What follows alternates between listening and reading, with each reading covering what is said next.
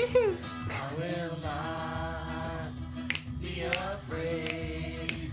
There's troubles out there, night and day. Oh, I will not be swamped with fear. Cause God is always, always, always, God is always here. Welcome back. I used to know it. I used to get down.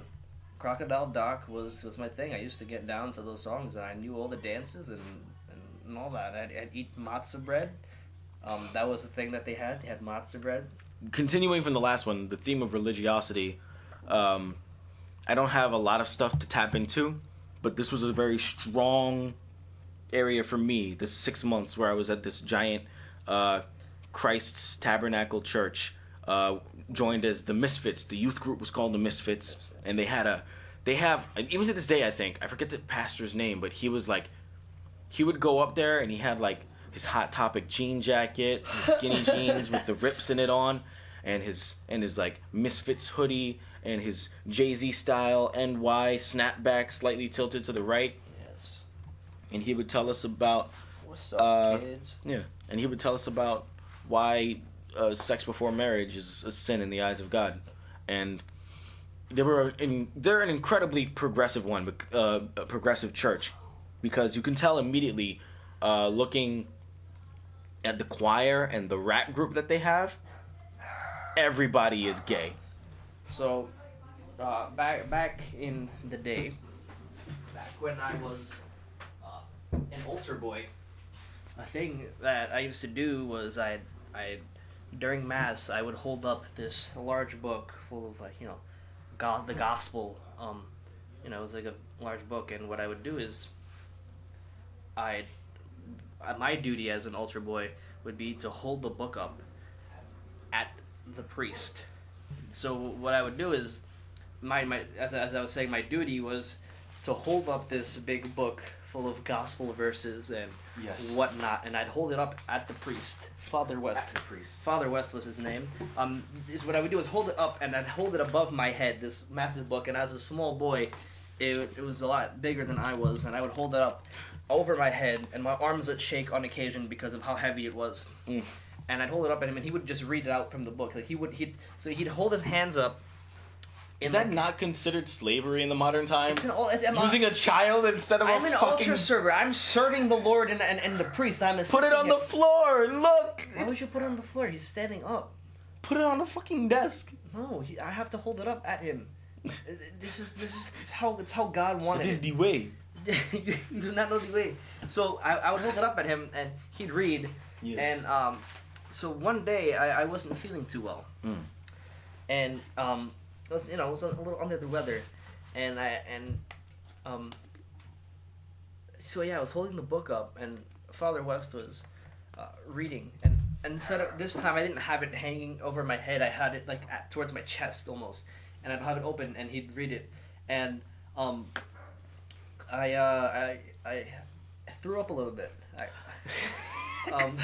I was sick, and it caught me off guard, and I threw up onto the book, and immediately after I did that, you started immolating with the fires of hell. I sinned. I thought God was gonna smite me, to be completely honest with you, and I was afraid, and Father West, bless his heart, thought that I had sneezed, and instead of vomiting all over his book. Sounds when you vomit. There's a sound to it. Yes. There's like a moist sound. I mean, sure, yeah, but hard to construe those two. I think it was a quickie. I think it was like a little. Oh, that little that you make. the little squelch of the speed of the vomit projectiling from your mouth mimicked the sound. It was a quick one, and so he was just like, "Bless you," and I was like, and I didn't want to say, I didn't want him to hear, like, first, I mean, he's got the mic on him, he's got a mic clipped onto him, so I didn't want to be like, "Bless you," I'm like, "Oh, I didn't sneeze, I just threw up." Like, I didn't want to say that and have the whole church hear me just admit that I threw up on this holy book, and so I was just like, "Thank you," and then I closed the book, put it down. You were like, It's like, yep. Yep. And like, so I just God. closed the book and sat there and nervously finished out the mass. And then at the end of mass, I went up to Father West and I was like, Father West, you know that one time you said bless you? I didn't sneeze. I actually threw up in your book. And he was just like, he was like, oh. He was like, yeah, I mean, that's okay, I guess. Like, he like, what's he gonna say to a kid, you know? Like, What the fuck, bro? yeah, just like, why are you throwing up in God's book? In God's book. You can't be doing that. If he had said that to you, I think you could have totally changed as a person. That could have been like the crux. Yeah, if he had gotten angry at me and was like, you blasphemer. That was like the crossroads. Him choosing that turned you into what you are today instead of like somebody who would walk into an abortion clinic and kill 3 people. You know? Like, that was the crossroads. And this is the universe where he took that turn. Yeah, and then in another universe, I'm like living in the South. Where You look like the dude who's from Duck Dynasty. A sleeveless vest and like with a mullet and just, you know. Just passing out like old bomber pamphlets and stuff like that. Bomber. Which is funny because you wouldn't be older. You'd still be the same age. No, so when the same Obama age. was elected, you would still be like, what, 14? But you just... He was elected in 2008. 2000, Do the math. Like a decade ago. Shit. So you would be like 8. 9. 9. I was 9. But you'd still We're the look like same the duck. age. I don't know why it's so difficult. We were 9 when he was elected. I remember watching him in the auditorium of my elementary school when he got elected. But Oh yeah, I remember that day.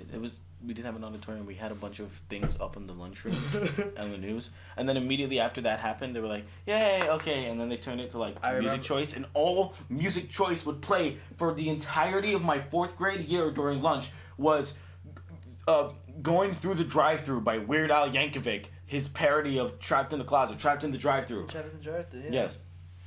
And every day they would play it over and over and over again for the entirety of like the 45-minute lunch, and everybody would sit there from grade 8 to grade 1, and then we'd be like, "The fuck is happening? Why? Again? This is the 5th week in a row." Jeez. I'm sorry, it's a very contentious part of my childhood. Yeah, of course. Weird Al, man. He takes a toll on a person.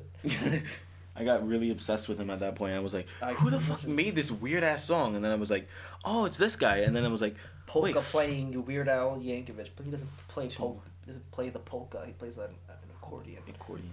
Polka is a genre, not Yeah. an instrument. He plays the polka. Is polka an instrument? Shut up. I'm sorry. Yeah. So you know, I So you threw up blasphemed by throwing up on his book. threw up in a book. What other neat stories can I say? Well, there was the one time where a grown man yelled at me during mass because I had mistakenly held so there are several duties that an altar server has. Of course. It depending on the week's schedule, because there were schedules, right? So there'd be a schedule. So you'd go in. The altar servers would go in every Sunday and they'd read the schedule and it'd be like, "Oh, Christian has cross duty today," and so I would hold up this like a cross. So it was like this massive like. Yeah, I think I've seen that.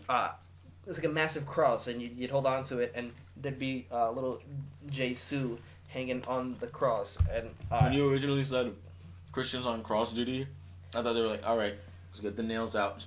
yeah, they just nail me to the cross, and I just have to die throughout the entire mass slowly. They bring you out slowly, suffocating. And they just take a sponge and drip wine into my mouth. Remember? And wash your feet or something. Didn't that happen? I don't know. Why have you forsaken me or whatever? I don't know. I forget what he says. And then they have 2 thieves anointed alongside you. Yeah, not anointed, crucified. The exact opposite. God damn. Oh shit! I just blasphemed. No, so so what you do is we do a little small procession at the beginning of mass where we would start from the back of the church.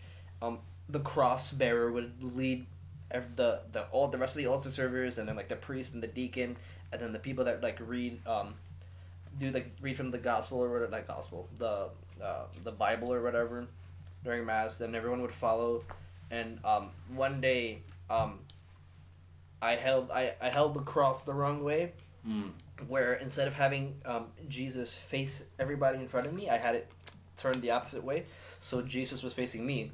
And so as I was walking down the middle of the church, going to the front, everybody stands up and they, do the sign of the cross when they see Jesus. But unfortunately, I had it faced the wrong way, so nobody saw Jesus. And this grown man just looked at me with like these. He was cross-eyed, but like one of his eyes made eye contact with my eyes, and he was just like, you're holding it the wrong way. They yelled at me like as I was like, "You're holding it the wrong way, stupid!" And I was just like, dude, if I was like that, I would have been so cheeky. I would, oh, I'm sorry, and I would have just turned it upside down. And God, held it no, up. I couldn't do that. That would be fucking amazing. No, the whole church would gasp. Old women in the front would faint and die of a heart attack immediately. They'd see Christ. Huh? No. So What, you saying they were sinners? So this man yelled at me, at like 10-year-old me, holding the cross the wrong way because I accidentally did it the wrong way. And I almost set fire to the church now that I think about it. Another duty for an altar server was candle duty. So they'd have these children hold these massive candles. Some of the kids were smaller than the candlesticks because they were massive candlesticks. Yeah. As was the cross. The cross was like really heavy. You had to be like 10 or 11, depending on your size as a person, to hold the cross because of how heavy it was. Like, damn. They were like a little 8-year-old be like, oh, I can do it, and hold it and drop it. And if you drop the cross, you're disrespecting Jesus, obviously. So like you couldn't. They wouldn't want that to happen. I didn't know that rule. Yeah, you know that. So instead, the smaller kids would hold the candles, and everyone had the opportunity to hold the candle. And That's your phone. Yep. And so yeah, I held the candle once, and it was lit. It was lit, and I dropped the candle, like that, and You can't see, but I'm having an aneurysm right now. And I dropped the candle, and the carpet caught fire. Caught fire, and I quickly stomped it out. Almost caught my robe on fire. I as an altar server, you would wear robes. Yes, those are classic. I want to just wear those. You'd wear a white robe as an altar server. Every religion has an awesome robe and a really interesting, funny hat. I wore robes, dude. I was legit. So I would wear the robes, and they have like a little white rope to tie around, and on certain holy days, you'd wear a red rope. And so yeah. So I set the church on fire. But that was a good time. I mean, there's You know that thing that Satan worshippers, literal Satan worshippers do? Yeah, I did that. I did that. As an altar boy. As a servant of God, I lit the church I on fire. burned his house down. I didn't burn it down. Almost did that. Not on purpose. Not on purpose though. As a thing that another thing that happened whilst at Our Lady of Solace Church was I was a baseball player. Oh. So they had their own little baseball team tournament thing. They have something going to say T-ball for Jesus, and the TNT ball was a cross. Shut up. And it was his bloody body just hanging from. No, it wasn't like a church run thing. I mean, it was. I mean, on like our baseball caps, is it OLS that stand for Our Lady of Solace? But it wasn't like Father West was like, all right, guys, grab your mitts. I mean, he was a Mets fan, but that's besides the point. Let's go Mets. But Of course. his thing. So that was a whole like kind of separate thing, but like other people, like civilian run, right? Non-holy men. Apostates. So they would do it, and so I'd play. I was a part of the CI Sluggers, man. I was one of their star hitters. At 8 years old. Yep. That was a good time. Kind of left me at a disadvantage right now with the way you peeled it off and the fact that I'm chewing, and God knows nobody wants to hear chewing on a microphone. Yeah, I definitely don't. Yeah, so take it away, Isaac. I'll be finished chewing. My religious story has to do with when I was at the Christ Tabernacle Church. Part of the Misfits. Yeah. They were really cool and interesting, and they promoted the idea of like building a big community with the kids.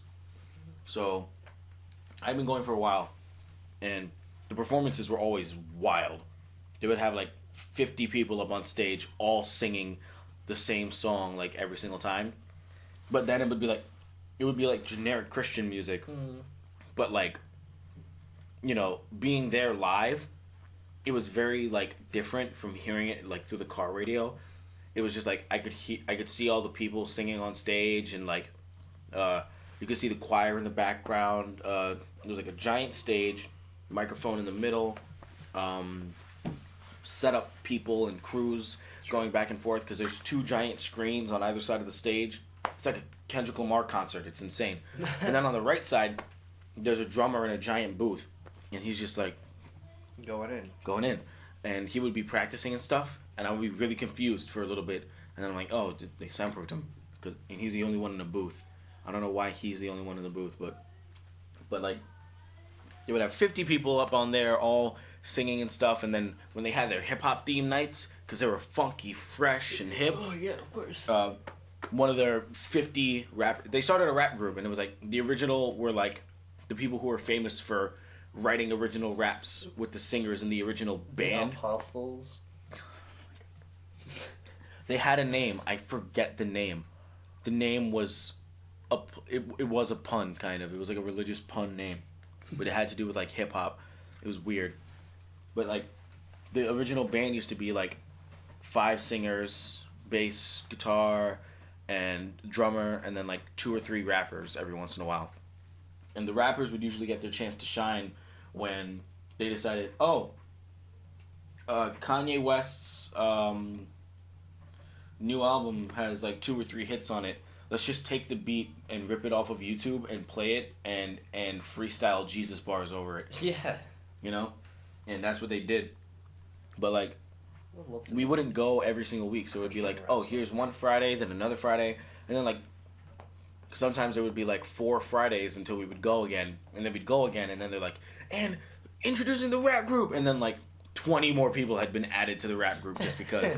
I was there one time for one like competition to add somebody to a singer group, and this massive like 7-foot tall, just kind of rotund bati boy stood up in front of everybody, and he had a voice of pure silk smooth beauty, and he rocked it, and they're like, yes, you're in. And then like every other time he would never get a chance to shine, because when you have a choir, or not even a choir, when you have just like a group of singers singing a regular song, not a choir song where everybody's vocalizing kind of adds to a harmony, this is just 50 people singing a song.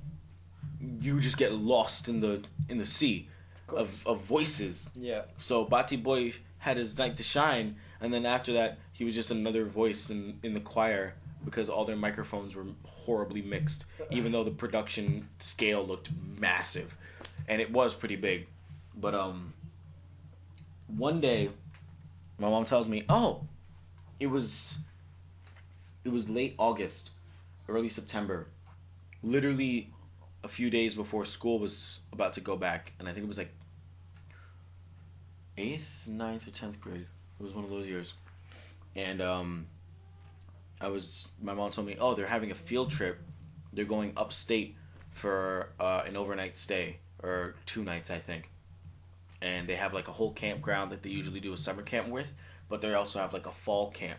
So you go there, like, you spend the 2 last days of summer there, and then the next day after you get back from upstate Jesus camp, you go to school.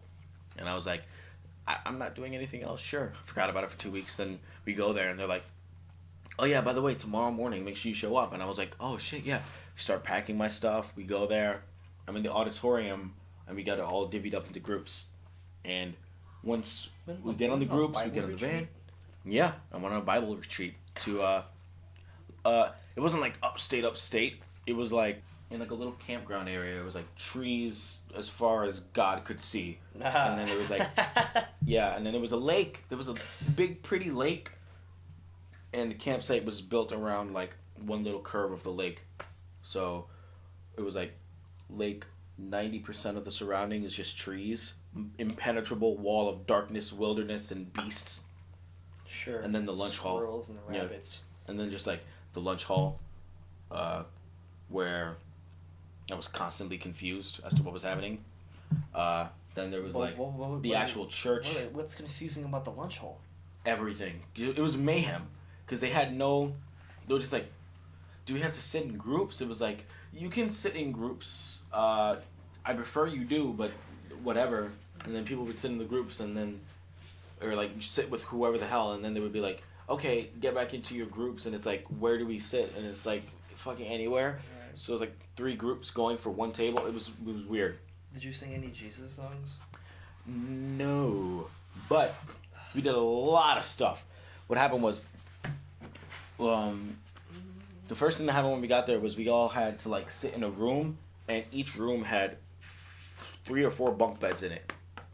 Now that I'm remembering this, it was a massive, just like, experience. It's weird that it's not influenced me as much as it actually did.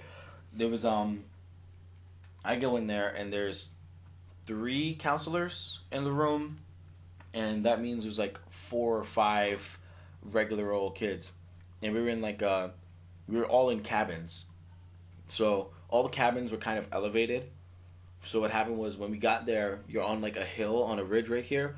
There's your cabin, but right underneath your cabin, there's just a massive slope that just goes all the way down, that you had to go down like this massive set of stairs and cross a bridge before you got to the lake area, because we were still kind of in the wilderness. Mm-hmm. I'm explaining this horribly, but like the cabin had like an entrance on the level of here, and then it had a ton of stairs that you had to go up to go to the front entrance.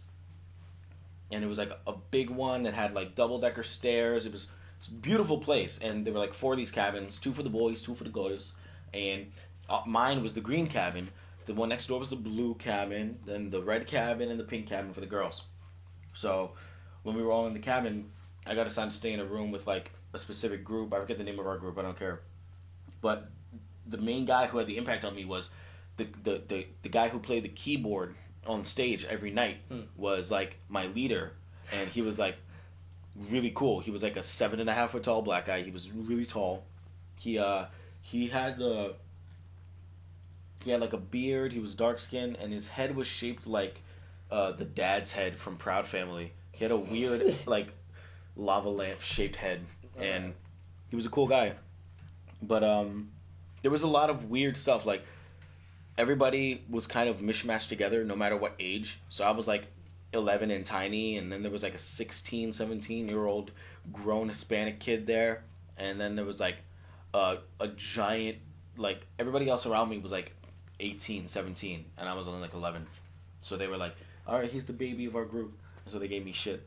But it was a weird dynamic because I was always like, you have to be simple and pure and everything like that. And when they were on the bus, and we were on like the bus there and stuff like that, and even in the cabin, they were like, nigga, Jesus. Really? They were mad hood. They were like, this nigga over here thinks he could do this. And like, the only thing is, they would just never say anything worse than like, hell, damn, or nigga. So they had like an agreement. They were like, damn. Yeah, after a little while, the Hispanic kid started getting a little too comfortable. He's like, man, this is some bullshit. And they were like, yo, watch your mouth, nigga. Watch your mouth, nigga. And then, calm that, nigga. Yeah, like everybody was saying it, even like the white kids, pretty much. Like nobody cared. Because we're all one. We're all one love, man. One God, one love. I have my own stuff to say about that later, but fucking, it was funny because he came to an agreement. The camp counselor is like, yo, whoever like drops profanity, for every time you say some profanity, you have to give us 10 push-ups. Oh. He's like, man. That was like, give us a Hail Mary. Yeah. Give us a... And later on, the kid was like, man, this is such a pain in the ass. And he was like... And he just dropped and gave him 10. By the way, I never remember that rule. I never told you what a Hail Mary is. No. It's not a thing, it's a prayer. Ah. Yeah. That's also the name of a play in football. Yes. That's why I did that. But yeah, it's a prayer. I told you were explaining Japanese to me in Chinese. I don't know anything about God, and I don't know anything about football. But all I do know is that God and football go hand in hand. I'm letting you know that definitely right now. Tim Tebow, my guy. But Yeah, of course. what happened? There were like 3 big he's main relevant. events that happened while I was there. The first one was the first night. Apparently, this was infamous.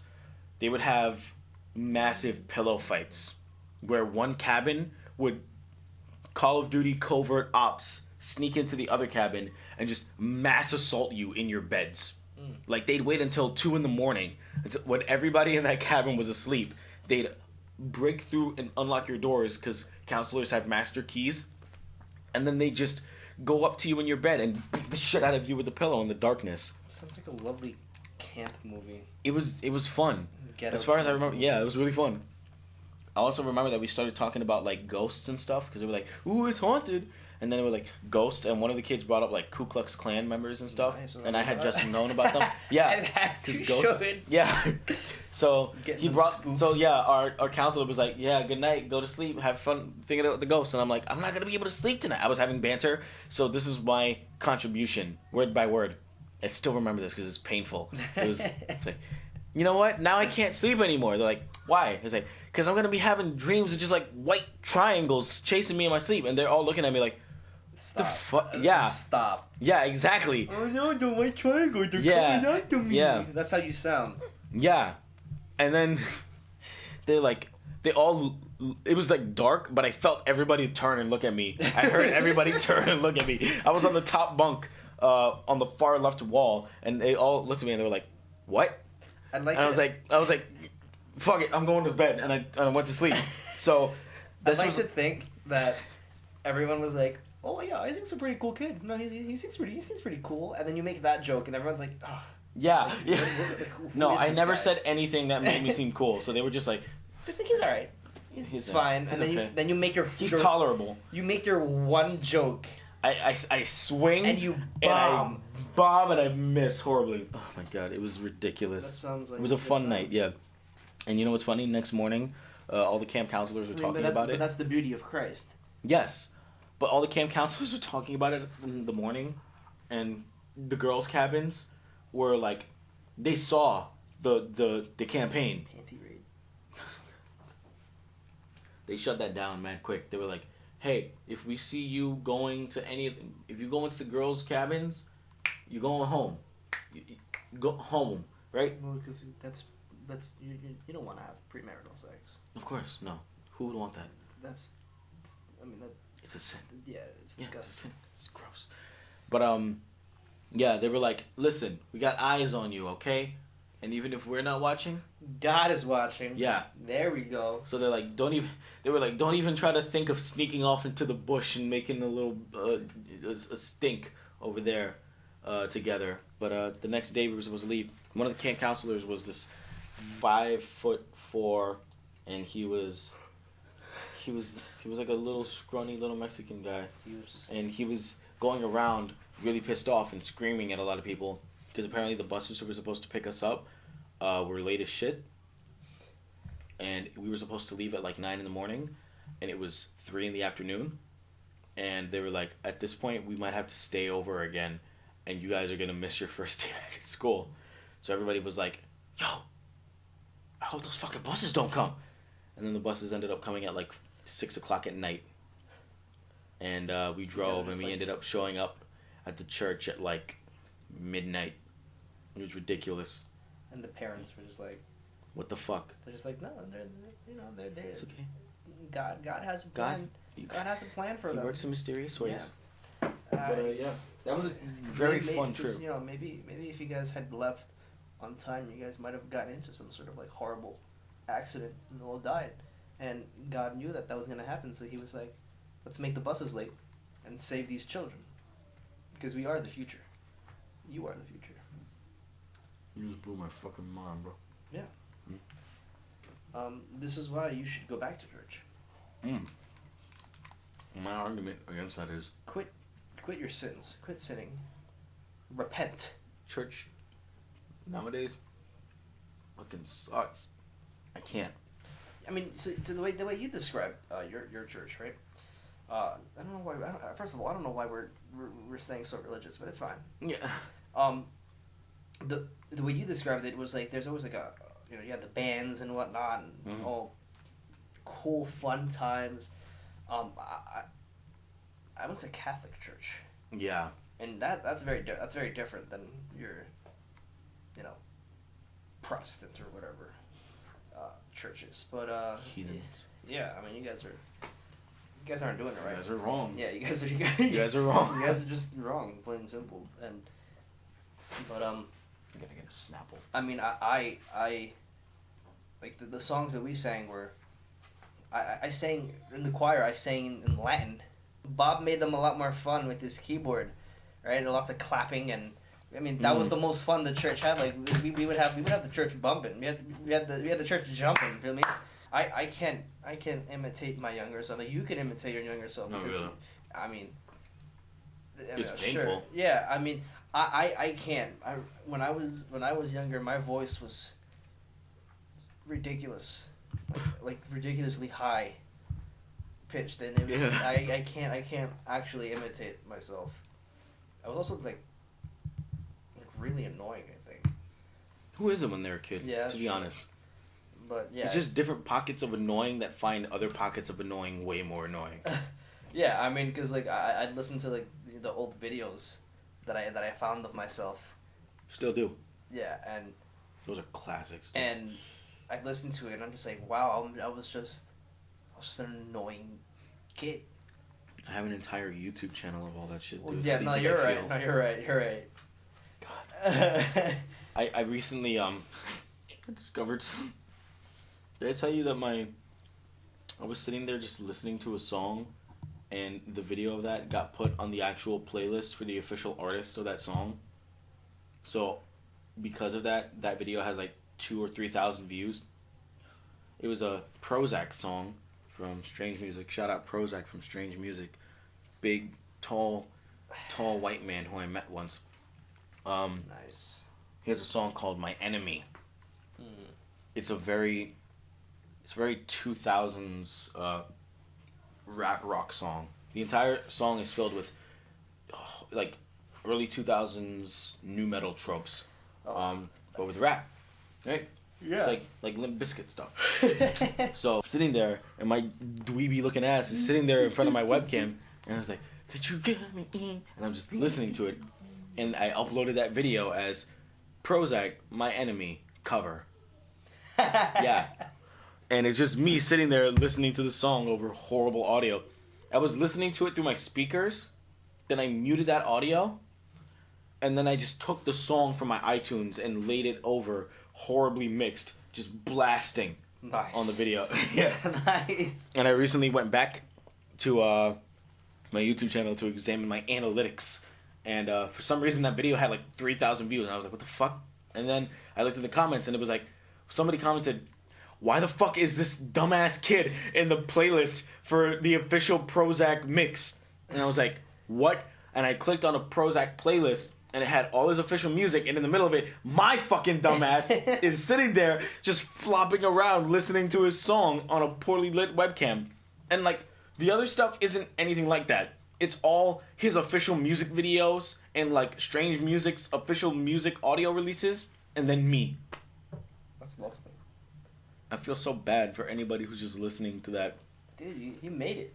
Like, you did No, it. you know what really blew me up? It was my top 10 Tech 9 songs of all time video. Yeah, how many views and likes did that get? 80-something thousand now. And likes, I don't know. It's got to be in the hundreds. That's not bad. It's not bad. And me and my cousin examined my analytics. If I had monetized ever since the beginning, I could have in total made around $70 on that YouTube account in total. Dude, I mean, not a lot of people can make money off of YouTube. Yeah, mhm. You did it. And you know, I managed to play the algorithm, and I should just come back and upload like another top 10 syllabalistic. So, That was my first rap name. syllabalistic. Yeah, because I was a fast rapper, and You just went- to went make you hate me even ballistic more, with your syllables. Yeah, what's just up? to make you hate me more, I'm gonna type it out on my phone exactly how it used to be typed. Sure, yeah. So I'm excited. the first S, right? $, Dollar. clearly. SYLL at symbol, Oh. Scylla, another at symbol, ISTI. No, the second S, the one ballistic, is also a $sign. So the ballistic, TIK. Yes. Look at that fucking mess. No way. Syllabalistic. That's horrible. And I think my first YouTube video is called like Syllabalistic Original Rap. It was, God. I don't know. I feel like I'm glad I didn't make a YouTube channel when I was Yeah. a young person, but I also would love to just have had that. It was. To just look back at myself. It was fun, and just yeah. be like, what am I? Or what was I? It's a good little look back into like ideas that you've had if you're a creative person, and to be able to look at that and be like, what were the funny ideas that we had and how did we fuck them up so that we know what to do right if we ever wanted to try that again. I mean, And you know, we were devoted as hell. Like, you would be like, we had announcement videos and everything. Like, the schedule is gonna be uploads on Saturdays and Wednesdays. School might interfere, but you know, shout out to the fans. You know, thank you so much for 25 subscribers. We are so humbled. You guys are everything. You guys are everything. I do this. We do this for you. I do this for you. Markiplier 6 million like subscriber reaction where we just start crying at 25 subscribers. Yeah, I mean, 20 of them being our immediate friends and family. Yeah. The ones that know how to use YouTube. Yes. And The internet. it was The internet. yeah, it's really interesting to go back and see that my cousin was incredibly devoted. He was, especially with our gaming channel, he uploaded exactly on time all the time. And for some reason his Batman Arkham Knight series never really took off except for one episode where he fought Penguin that has like 10,000 views right now for no reason. When every other episode has anywhere between 12 and 80 views. It's weird, man. I mean, I definitely. I mean, I tried to be creative at some points where it would be like, I would make videos, but I didn't post it anywhere. And just just for fun, just to have, I guess, the people that are in it to watch. Yeah. That's what we did, and the only other things I would do would be like write books, like write stories. Yeah. I'd fill up notebooks with just a bunch of stories that I would write in characters and horrible dialogue and stories and plot lines and like because all I did there was a large, as a child, all I did was read. It was like that's all I ever did, and mostly what I did was just read, and like that's what took up a lot of my time, was just reading. Yeah. And so I'd read and be like, this is fun. I love to read. I love to read, try and I feel like I'm in these stories while I read them, and that's how everybody feels when they read or whatever. People that like to read at least, and damn. I was what a snub at the non-reading community. yeah, the losers. You can't say that about them. They're a protected class now. So I was like, I wanna write a story that someone can read and enjoy and feel like they can put themselves in this story, and I would fill up notebooks with just stories, and it'd be like cool adventure stories where like this kid does these cool things and saves the world or something, and then I remember I wrote this one that it was supposed to be like this really like deep, like emotional story where it's like these young adults, these teenagers or whatever. I don't remember how old they were supposed to be. They were in this house. Their parents weren't home, and there was a bunch of people hanging out. And there was a hurricane because obviously I lived in Seagate, so the stories would take place in Seagate. So these people were living by the ocean. So a hurricane comes, and like it's destroying their neighborhood, and they have to like get to a higher ground and survive. And some of their friends don't make it up, and they die. And it's like a whole like deep story. But wow, I'm like 11 years old, and I don't know how to like actually write. Well, I mean, I the dialogue was in your head. This reads horrible. like a Stephen King it's novel. like an epic. It's like the Odyssey or something. Yeah. And like, it's like this like epic story of these people trying to survive a natural disaster in reality, it's like, oh no, And it's there's written, like, it's like there's water Oh coming. no, water! And then he drowned. And Timmy drowns. Stephanie cries as her boyfriend drowns in the water, and She is sad. she's sad. Stephanie cries because she's sad. Yeah, and it's just like really like, I mean, give me some credit, like. Yeah. Please. Like, if I had kept working at it, I definitely used to have that same stroke drive. of genius and written a young adult, like, a young adult like novel. a James Patterson like series Oh. of children. I would like to leave with this last little story. Let me play the This last little outro music too. Sure, this last little story. When I was a little older, not like I was like probably like 12 or something. I decided to write this book where it was like an action like story, kind of more like a movie script than it was a book. But what I wanted to do was like I wasn't like, I felt like in my mind I wasn't writing it for like other 12-year-olds. I wanted to write it for like everyone so they can enjoy it. And one of the things that I thought of while writing this was like, in order to make this appealing to like adults or older people, you gotta have like some like love interest. Yeah. In the book, just, you know, because that's what you see in movies and you read in books and whatnot. And so I was like, this is what I got to do. But as a 12-year-old boy, it was incredibly difficult to describe what it was like to feel love. Yeah, and to like have like a dialogue, or Yeah. just like have that kind of like that connection be made between Yeah. people. And so it was like the most awkward thing that I had to like that I wrote. And so yeah, I always dreaded that. I really. You know, anytime I wrote a story, my rule is that there's no love in it, ever. Just like my real life. All right.